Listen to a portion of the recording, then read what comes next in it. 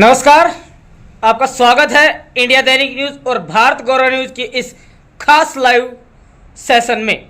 चलिए बातचीत करते हैं, जुड़ते हैं एक ऐसे निर्दलीय प्रत्याशी से जिन्होंने लोगों के मुद्दे थे उन समस्याओं को उठाया, कुछ समस्याओं का समाधान भी करवाया और भाई साहब अब उन्हीं समस्याओं के जरिए राजनीतिक पारी यानी कि सियासत के रास्ते पर चल पड़े हैं। तो चलिए बातचीत करते हैं, जुड़ते हैं बलवान फौजी से, कुछ तीखे सवालों के साथ बातचीत करेंगे और वर्तमान में जो महेंद्रगढ़ विधानसभा की राजनीतिक परिस्थितियां हैं उनको किस तरह से देखते हैं, क्या विचार है और राजनीति में आने का मकसद क्या है।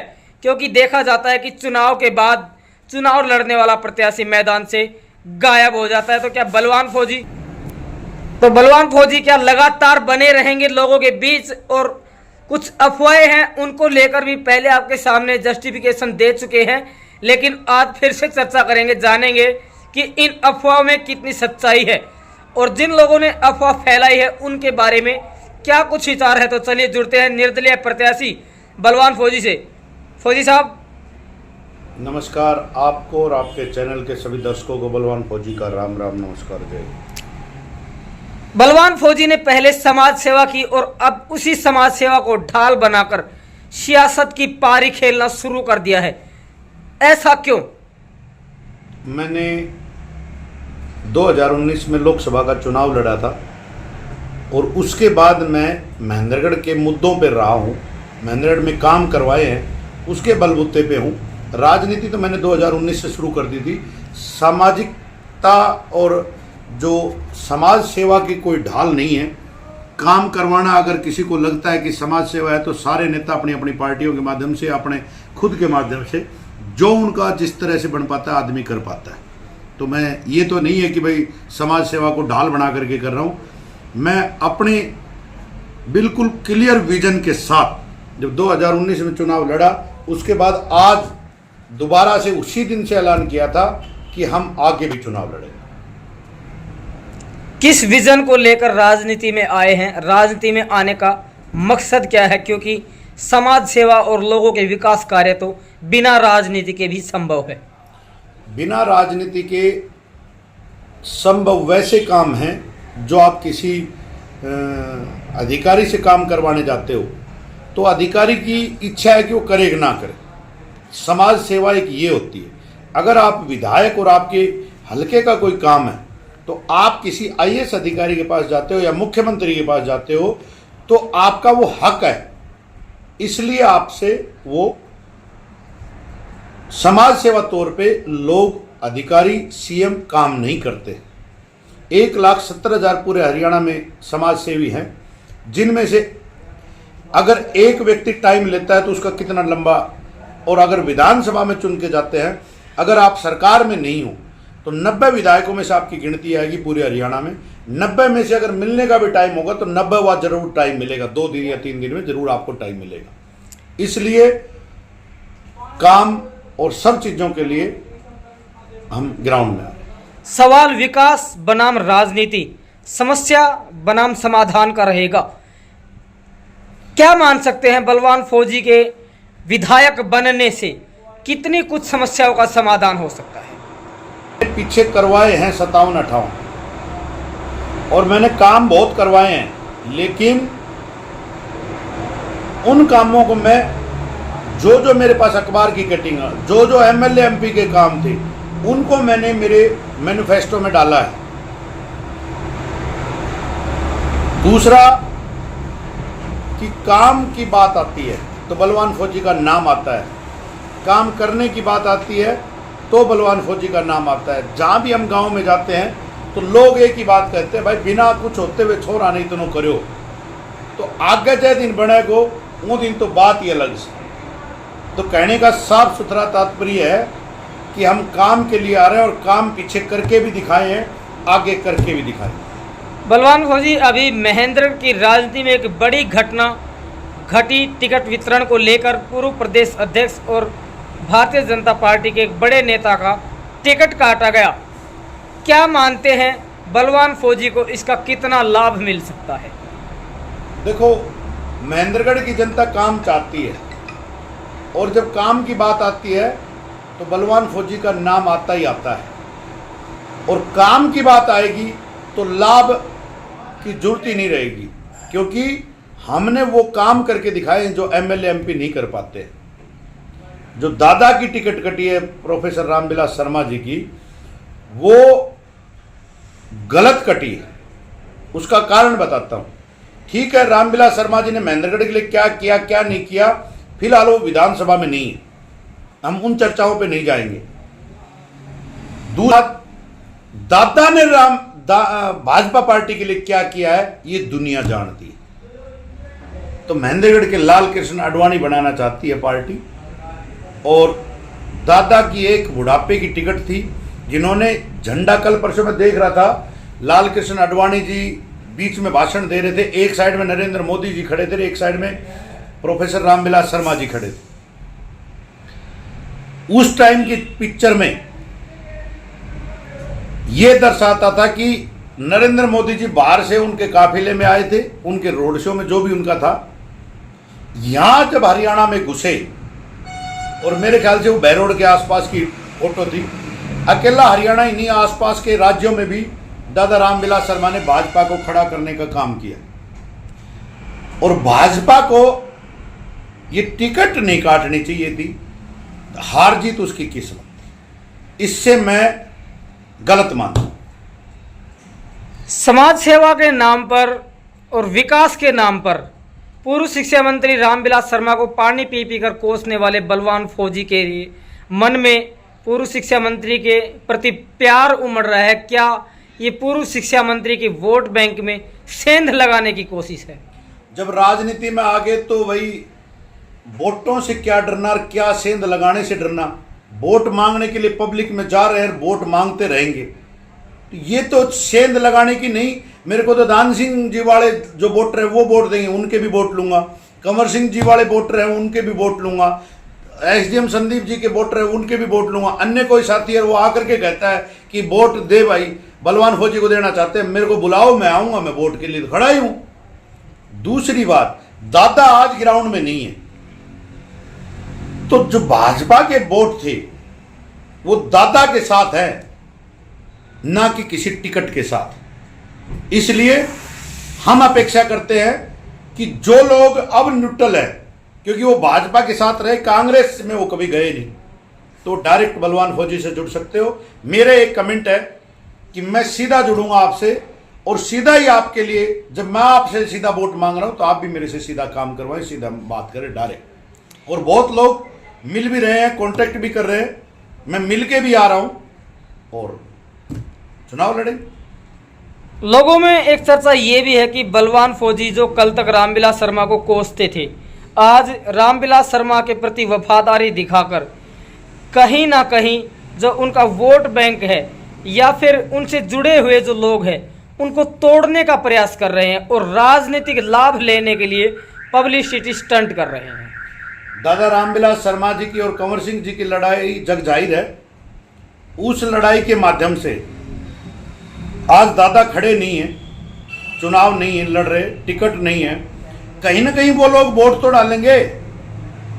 तो क्यों ना हम अपनी अपेक्षा करें, क्यों ना उन लोगों को अपनी तरफ खींचे, क्यों ना अपनी तरफ उनको आकर्षित करें।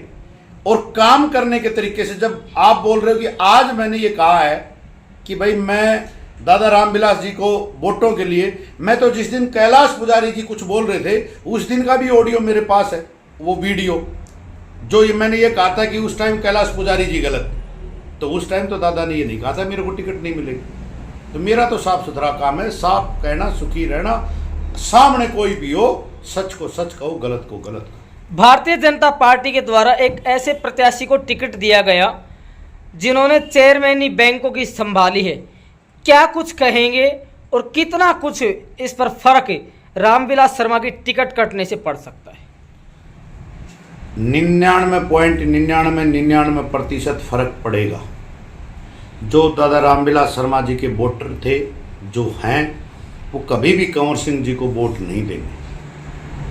जो उनके आज श्री कंवर सिंह जी के चारों तरफ जो टीम घूम रही है वो नेताओं की है, ना कि कार्यकर्ता की या किसी साथ देने वाले की। नेता अकेला रहता है, नेता के पास कुछ नहीं होता है, लेकिन कार्यकर्ता सब कुछ कर सकता है। मेरी टीम बलवान फौजी है, उन्होंने अपनी मेहनत से आज मुझे यहां तक लाई है और आगे भी लेके जा रही है। इसलिए हमने क्लियर कर रखा है कि भाई कंवर सिंह जी को तो टिकट, एक बहुत पहले मैंने जिला मुख्यालय का मुद्दा उठाया था, कंवर सिंह जी ने टिकट लाने के लिए तो साम दान वेद जो भी करना था वो सब कुछ किया, लेकिन जिला मुख्यालय के लिए आज तक भाजपा सरकार से ये नहीं कहा कि हमारे सतनाली उपमंडल और महेंद्रगढ़ जिला मुख्यालय महेंद्रगढ़ में डाल। कोई भी आज तक कंवर सिंह जी का सार्वजनिक मुद्दा दिखा दो कि भाई मैंने आज तक के महेंद्रगढ़ के इतिहास में, जब से वो भाजपा में थे तब से और आज तक, एक भी कोई सार्वजनिक मुद्दा इंडिविजुअल नाम से उठाया हो। तो क्या आपका कहने का मतलब ये है कि कंवर सिंह यादव का इंडिपेंडेंट वजूद नहीं है, पार्टी सिंबल के सहारे ही कंवर सिंह जिंदा है? इंडिपेंडेंट होता तो जब पार्षद में हारे थे उसी टाइम ये आगे निर्दलीय आते। हम लोकसभा में हारे ना, अगली बार निर्दलीय है। इसीलिए अगर इतनी दम होती, खुद का वोट बैंक होता तो ग्राउंड में आते। भाई कहां है आज ग्राउंड में, एक टिकट के बाद। दूसरी बात, कंवर सिंह जी को अब 13-14 दिन में क्या कर लेंगे भाई, उससे पहले इन्होंने क्या किया है। इसलिए सिर्फ ये दिखावे की राजनीति है, पैसे की राजनीति है, और पैसे से गाड़ियां खरीदी जाती हैं, लोग नहीं खरीदे जाते। पैसे से रोड शो, आप तेल गलवा सकते हो उसमें, लेकिन बैठने वाले लोग कहां से लाओगे। पैसे से आप दारू पिला सकते हो, आप और अनाप शनाप चीजें कर सकते हो, लेकिन पैसे से वोट नहीं आते हैं। अभी हम बात करते हैं आपके कंपटीटर राव दान सिंह जी की, जिन्होंने 5 साल तक, अभी हाल फिलहाल की बात कर लें तो सत्ता संभाली और सिर्फ इसी बहाने अपना राजनीतिक अस्तित्व बचाए रखा कि भी मेरी सरकार नहीं है, मैं काम नहीं करवा सकता, और जनता पिसती रही। विकास के मामले में महेंद्रगढ़ पिछड़ता रहा, लेकिन विधायक जी ने कुर्सी का मोह नहीं छोड़ा। विधायक जी के राव दान सिंह जी अब विधायक तो नहीं, क्योंकि वो चुनाव लड़े तो भावी विधायक बोलेंगे। हम भी भावी विधायक है, कंवर सिंह जी भी भावी विधायक है, अन्य हैं वे भी भावी विधायक है। आगे बढ़ना है, क्या बढ़ना है। राव दान सिंह जी से चैलेंज करता हूं, अभी पूछ लो, नगर पालिका महेंद्रगढ़ का गेट किस साइड है और किस कलर का है। दूसरी बात, राव दान सिंह से पूछ लो कि सतनाली उपमंडल के लिए आज तक आवाज उठाई क्या, विधानसभा में बोले, आपके अब से पहले के मैनिफेस्टो में लगाया, कहां किया आप लोग। राव दान सिंह जी से पूछो, पिछले 5 साल आपने ये कहा सरकार तो नहीं है, लेकिन आपके बेटे को आपने कहीं न कहीं सेटिंग करके बाहर किया, तो महेंद्रगढ़ के बच्चों का क्या हो। राव दान सिंह ने ये कहा कि मेरी सरकार नहीं है, तो अगली 5 साल आप पे ईडी के मुकदमे चल रहे हैं, आप तो उनको भुगतते रहोगे महेंद्रगढ़ की जनता। तो फिर वही बात, भैया अब तो खुद पे है, पहले तो लड़के पे थे, लोगों ने कहा चलो कोई बात नहीं, ये तो फ्री रहेगा लड़का अगर अंदर चला गया तो। अब आगे तो दान सिंह जेल जाने वाला है, तो जेल जाने वाला है, तो महेंद्रगढ़ का दुर्भाग्य है कि महेंद्रगढ़ के इतिहास में लिखा जाएगा कि महेंद्रगढ़ का विधायक राव दान सिंह जेल में अगर बढ़ जाता है। पीछे उसके बेटे की चल रही थी। कहने का यह मतलब है कि राव दान सिंह जी क्यों बलवान फौजी की कॉपी कर रहे हैं। जब बलवान फौजी डोर टू डोर जाता था, अब ये डोर टू डोर क्यों जा रहा है, घर घर क्यों जा रहा है। साफ सुथरी बात है, बलवान फौजी का डर इनके चेहरे पर, इनके शरीर में, इनके खून खून में, इनके रग रग में। जब सोते हैं ना, नींद आती है, उसके बाद थोड़ी देर बाद बलवान फौजी याद आ जाए तो इनकी नींद सुबह तक वापस नहीं आती है। दान सिंह जी पैसे के बलबूते पे करना चाहते हैं। ईडी ने सब कुछ क्लोज कर लिया, पता नहीं कहां से दोबारा फिर पैसे ले आए। यादव सभा में हम बैठे, सीसीटीवी कैमरा भी बोलेगा, हालांकि ये कृष्ण जन्मोत्सव पर राव दान सिंह ने बोले 1,15,000, किसी दूसरे व्यक्ति ने बोला कि 2,21,000। तो राव दान सिंह ने कहा कि ठीक है। 5 मिनट में कैश का थैला तुरंत आ गया जी। तो कहां से आया था वो कैश? क्या वो 2.5 लाख रुपए का हिसाब देंगे दान सिंह जी? मैं ये नहीं कहता कि उन्होंने ध्यान दिया वो गलत दिया, मैं ये कहता हूं कि आपके 3 दिन पहले तो ईडी का छापा पड़ा था, सब कुछ क्लोज है, फिर उस पैसे का हिसाब कहां से देंगे आप?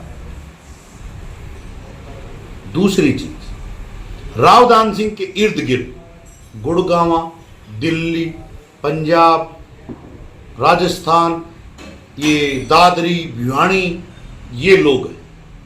महेंद्रगढ़ की ओरिजिनल भीड़ की जिस दिन दान सिंह रैली कर देगा या लोगों को दिखा देगा, उस दिन दान सिंह को हम एमएलए मान लेंगे। आज तक एमएलए है ही नहीं दान सिंह। अरे अपने हल्के के बंदे लाओ। यादव सभा में एक बंदा लेकर के आए जो कि दान सिंह के जयकारे लगा रहा है कि दान सिंह को बनाओ। वहां मैं बैठा था, मैंने कहा बैठ भाई नीचे, तू कैसे बोल रहा, दान सिंह कैंडिडेट तो मैं भी हूं। पूरे यादव सभा के वहां जितने भी मेंबर सबने ताली बजा के स्वागत किया कि पहली बार महेंद्रगढ़ में कोई आवाज उठा रहा है, पहली बार महेंद्रगढ़ में कोई आराम से अपनी बात रख रहा है। गलत होता है उसको गलत बोलता है। साफ सुथरा काम है, साफ सुथरी बात है। राव दान सिंह नील बटा सन्नाटा हो चुका है। अब अन्न फौजी याद है ऐसी, आज से 5 साल पहले फलानो सूबेदार, फलानो हवलदार, फलानो कैप्टन साहब कित गया था भाई वो, आज से 5 साल पहले। ईब सी 5 साल कहां थे वो? तब जाते, आओ भाई तुम्हारा काम करूंगा, आओ भाई तुम्हारा ये चीज करेंगे। आज क्यों बलवान फौजी दिख है ना, तो हूँ फलाना सूबेदार से मिला हूँ, हवलदार से मिला हूँ, उसी मिला। फौज के सिपाही ने पहली बार महेंद्रगढ़ क्षेत्र से इतनी तगड़ी तैयारी कर रखी है कि सारा फौजियों का चाव चढ़ो सिप का मारो फौजी है। पूरे महेंद्रगढ़ को चाव चढ़ा हुआ है। ईब का कोई ढंग को आदमी है जो काम करवा उसको, जो 36 बिरादरी का है, जो भाईचारे का है, सबका है। लोग एक बात कहते हैं कि बलवान फौजी है तो हर चीज संभव है। पूर्व शिक्षा मंत्री चौधरी बहादुर सिंह के बेटे चौधरी संदीप सिंह, जो कि अपने आप को एसडीएम भी कहते हैं, जिनको पूर्व शिक्षा मंत्री सस्पेंडेड एसडीएम कह चुके हैं। इतना ही नहीं, वो आरोप भी लगा चुके हैं कि वो ईसाई धर्म में परिवर्तन करने के लिए एक ट्रस्ट चलाते हैं, चुनाव लड़ रहे हैं, जनता के बीच जा रहे हैं, लेकिन 5 साल तक बात कर लें तो कभी जनता की किसी भी जन समस्या के लिए जनता के साथ खड़े नहीं हुए। क्या कहेंगे? वो जब एसडीएम साहब थे उस टाइम उन्होंने एक भी काम करवाया हो तो नाम बताओ मुझे, सार्वजनिक काम। वो बताते हैं कि कनीना का कोई कान्हा जी क्या गेट घाट बनाया, तो 20 साल एसडीएम रहे, एक ही गेट बना क्या उस टाइम, और उसमें भी करोड़ों रुपए का घोटाला बता रहे। इसमें एसडीएम साहब की गलती नहीं है, खानदान ही ऐसा है। खानदान पे बात आए तो चौधरी साहब यहाँ मंत्री थे एजुकेशन डिपार्टमेंट में, उस टाइम यहाँ से एमए की बीएड की कौन सी क्लास लेके गए थे, एमए की। तो महेंद्रगढ़ को तो लेके जाना चाहते हैं यहाँ से। खानदान का नाम इसलिए लिया गया है क्योंकि चौधरी बहादुर सिंह जब महेंद्रगढ़ में उस टाइम कुछ नहीं रखना चाह रहे थे, तो ये तो साहब क्या रखेंगे। दूसरी बात, एसडीएम साहब, चलो वो तो एसडीएम के रूप में थे, पिछली बार 33,000 वोट लिए, तो आज तक महेंद्रगढ़ के एक भी मुद्दे पे क्यों नहीं बोले? क्यों आज तक जो जिला मुख्यालय और सतनाड़ी उपमंडल का धरना था उस पे गए? एक बार नगर पालिका ने धरना दिया था, उस धरने में गए तो सबकी फोटो, धरने देने वालों की फोटो ब्लर करके खुद झंडा उठाए खड़े हैं। आज तक महेंद्रगढ़ के किस मुद्दे पर बोले हैं? ये तो कुछ भी नहीं है, सिर्फ अपना ढकोसला लेके घूम रहे हैं। आपके सामने आएगा। ये पैसे का जो तंत्र है ना, तीनों के पास, कंवर सिंह जी के पास, इसके पास रावदान सिंह जी के पास और एसडीएम संदीप जी के पास, ये सारी चीज पैसे में है। पैसे का तंत्र दिखा रहे हैं। बलवान फौजी की तरह डोर टू डोर जाओ, लोगों से 1 to 1 मिलो, पैसे की कहाँ जरूरत है भाई। मैं एक एक घर, एक एक गांव, एक एक गली, एक एक मोहल्ले में जा करके लोगों से वोट मांग रहा हूं। आगे कोई जनसभाएं नहीं करूंगा मैं, ना मैं कोई चाय पानी या फूल माला पगड़ी। मैं एक गांव में घुसूंगा, 1 घंटा लगो 2 घंटा लगो, उस गांव की सारी गलियों में सब घर घर जा करके सब लोगों को अपना चुनाव चिन्ह दूंगा। चुनाव चिन्ह देने के बाद डायरेक्ट आप मेरे से आके जुड़ो। तो यही चीज मैं आपको बताई है कि बलवान फौजी जज करके दिखाऊं। मैं 5वीं बार लोगों के बीच में जा रहा हूं, 5वीं बार। 4 बार मैं पहले डोर टू डोर कर चुका हूं। ये गली में गया, आज इसका घर बंद है तो कल उसका खुला था, कल उसका खुला है तो अगली बार उसका खुला था, उससे बाद खुला था तो उसका खुला था। सब घर वालों से, सब लोगों से, कोई मेरे अब भाषणबाजी नहीं होंगे, कोई कुछ नहीं होगा। हमारी टीम रहेगी, टीम बलवान फौजी रहेगी और घर घर गांव गांव जा करके लोगों को जागरूक करेंगे, लोगों के साथ काम करने का, पीछे जो किया हुआ है उसका दिखाएंगे और आगे करने का वादा लेकर के ग्राउंड में। महेंद्रगढ़ की जनता से एक अपील करना चाहता हूं आपके चैनल के माध्यम से कि महेंद्रगढ़ में अगर आपको विकास करवाना है, अगर आपको काम करवाना है तो एक मौका बलवान फौजी को जरूर दें। क्यों? मैंने पहले, ऐसा नेता कोई नहीं है जो पहले आपके काम गिना रहा है। ऐसा नेता कोई भी नहीं है जिसने आज तक महेंद्रगढ़ में बिना कुछ होते हुए कुछ काम किया हो।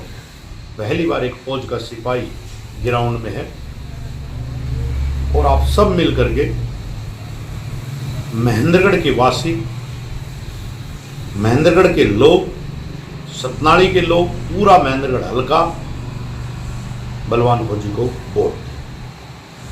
जो कैंडिडेट आपके समक्ष चुनाव लड़ रहे हैं इंडिपेंडेंट, अभी तक माने तो उनके समर्थकों का कहना है कि मजबूत कैंडिडेट है, और ये किसी सिविलियन की स्टेटमेंट नहीं है, पूर्व शिक्षा मंत्री की स्टेटमेंट है कि वो कन्वर्जन के लिए एक ईसाई ट्रस्ट चला रहे हैं। क्या कुछ कहेंगे महेंद्रगढ़ की जनता से, क्या कुछ अपील रहेगी? मैं आपको एक पेन के माध्यम से बताता हूँ। मैं एक बार आज से 10-12 साल पहले एसडीएम संदीप जी के ऑफिस गया था, तो वहाँ एक ऐसा निशान था और उसको ऐसे रख रखा था, लकड़ी का बनाया हुआ है। बहुत लोग समझ जाएंगे जो मैं बोल रहा हूँ क्योंकि उन्होंने देखा है।